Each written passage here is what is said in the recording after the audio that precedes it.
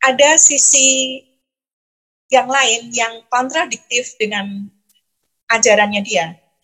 Dia itu adalah perokok berat, perempuan tapi perokok berat. Tapi ada hal yang sangat menjijikkan saya, yang benar-benar saya nggak bisa tolerir. Setelah saya menikah baru saya tahu, dia punya kamar khusus untuk sesembahan kepada kuasa gelap. Di kamar khusus itu ada kemenyan, ada meja sembayangan.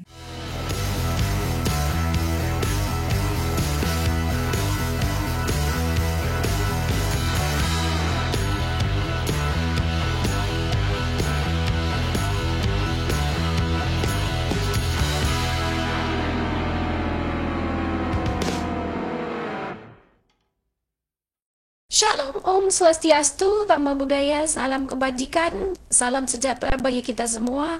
Kembali lagi dengan saya Zainab, saudara-saudaraku sebangsa, setanah air yang saya cintai dan saya banggakan. Perkenalkan, nama saya Zainab. Kali ini kita akan menghadapi isu yang lagi hangat. Bersama saya di sini Zainab, dan mari kita saksikan video berikut ini. Media kita di Indonesia sedang menghebohkan Cina yang katanya sedang memiliki proyek untuk mengubah Al-Quran. Benarkah Cina ingin mengubah Al-Quran? Apakah di Cina tidak ada ahli Islam yang tahu bahwa Al-Quran itu tidak menerima perubahan tekstual? Apakah yang dimaksud oleh Cina itu menafsirkan Al-Quran dalam konteks ideologi dan kebudayaan Cina? Cina memang memiliki persoalan yang belum selesai dengan Muslim Uighurs. Pemerintah Cina melakukan pengawasan ketat dan memperlakukan pembatasan-pembatasan pada Muslim Uighurs.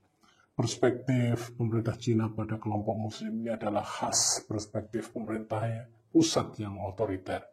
Tidak hanya itu, dalam rangka menanamkan pengaruh Cina pada Islam di Cina, maka pemerintah Cina juga melakukan perubahan-perubahan pada masjid-masjid yang ada di Cina.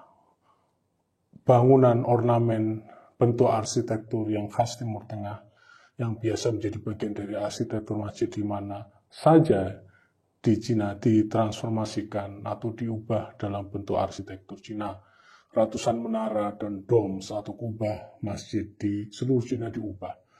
Warna-warna juga disesuaikan dengan warna lokal Cina. Otoritas Cina mengatakan jika menara dan kubah itu merupakan unsur luar Cina yang harus dihapuskan. Proyek Cina, pendek kata, disebut dengan istilah sinisisasi Islam. Kapan proyek sinisisasi Islam itu mulai? Mari kita lihat bagaimana pendekatan Cina soal sinisisasi. Secara umum, model pendekatan Cina untuk persoalan etnik itu banyak meniru Rusia.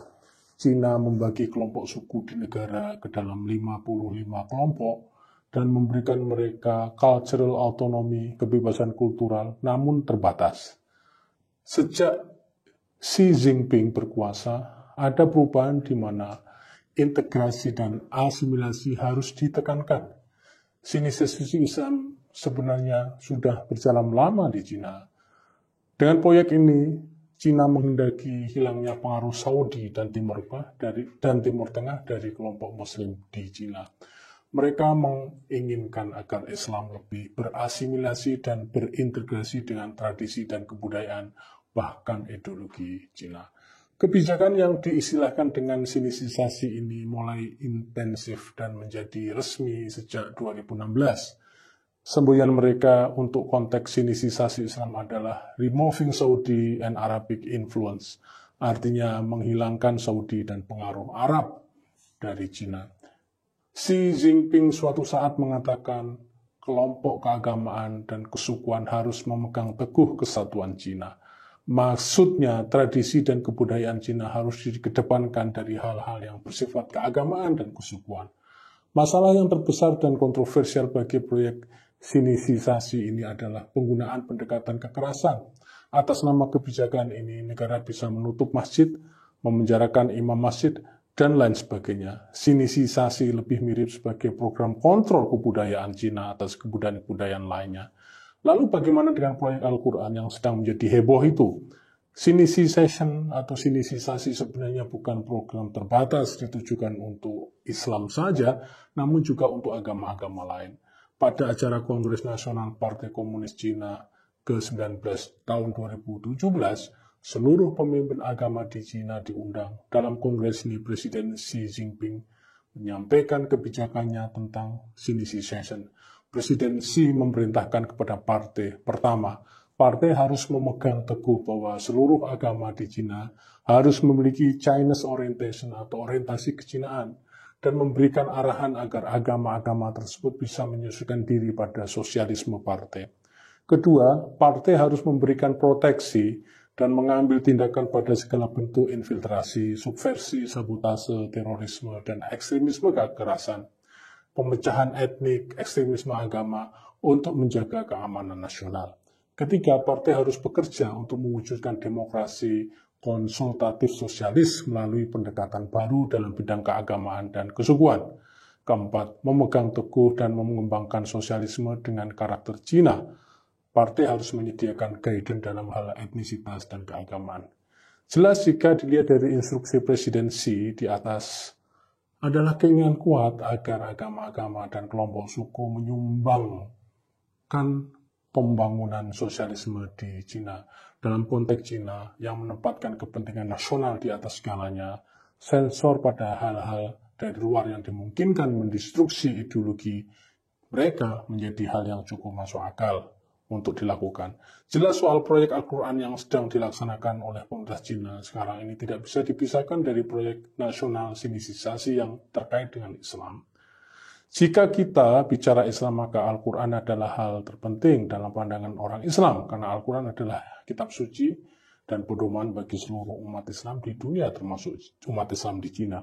Dalam konteks sinisisasi ini, maka pemerintah Cina menginginkan agar Al-Quran bisa memberikan ruang bagi pembangunan sosialisme di Cina. Mereka, otoritas Cina, melihat jika Al-Quran itu bisa ditafsirkan secara sepihak oleh pembacanya untuk kepentingan-kepentingan yang berbahaya bagi the national and ideological interest of China. Kita tahu bahwa Islam bukan agama yang baru saja muncul di Cina. Kedatangan Islam di Cina adalah termasuk kedatangan awal Islam, bahkan lebih dahulu apabila dibandingkan dengan kedatangan Islam di Indonesia. Bahkan di dalam riwayat Nabi dinyatakan bahwa kita diwajibkan untuk belajar meskipun itu sampai ke negeri Cina. Penyebutan Cina oleh Nabi menunjukkan bahwa negeri tirai bambu ini memang sudah demikian lama dalam sejarah dikenal dunia. Atas dasar inilah saya ragu apakah yang dimaksud oleh Cina dengan proyek sinisisasi Al-Quran itu menuliskan atau mengamandemen Al-Quran, atau sebetulnya melakukan perubahan terhadap terjemahan dan penafsiran yang mereka lakukan. Jika yang diubah itu penafsiran yang lebih kontekstual dengan ideologi sosialisme misalnya, maka itu tidak bisa mereka katakan sebagai mengubah Al-Quran.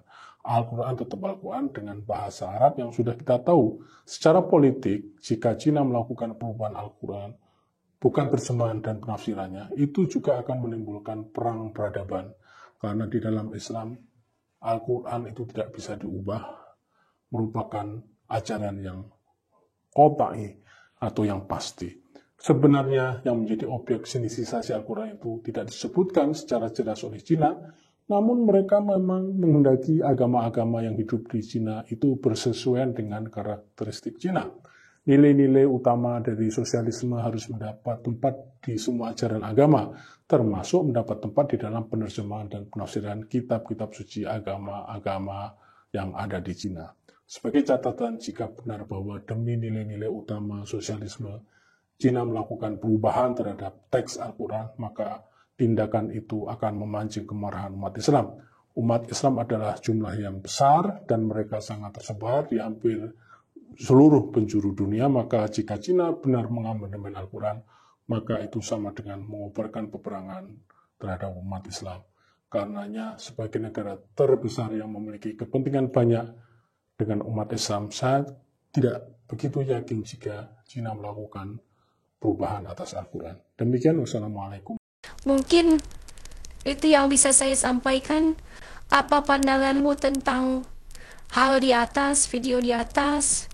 Hayo, Bapak Ibu, kita saling menyuarakan, karena toleransi itu perlu terus ditegakkan biar melahirkan bibit-bibit baru toleransi yang peduli akan toleransi di negeri ini, di Indonesia ini. Termasuk saya dulunya radikal, dan akhirnya saya percaya Tuhan Yesus. Saya percaya bahwa Kristenan adalah keselamatan buat saya. Dan itu terbukti ketika saya mendapatkan hadirat yang saya alami. Artinya apa? Saya mau ambil bagian di dalam melayani Tuhan. Khususnya, puji Tuhan, saya diberikan kesempatan untuk melayani di gereja YouTube ini. Baik, itu aja yang bisa saya sampaikan. Terima kasih saudara-saudaraku. Saya Zainab, mohon undur diri. Jangan lupa tinggalkan komentarmu dan beri pandanganmu tentang hal ini.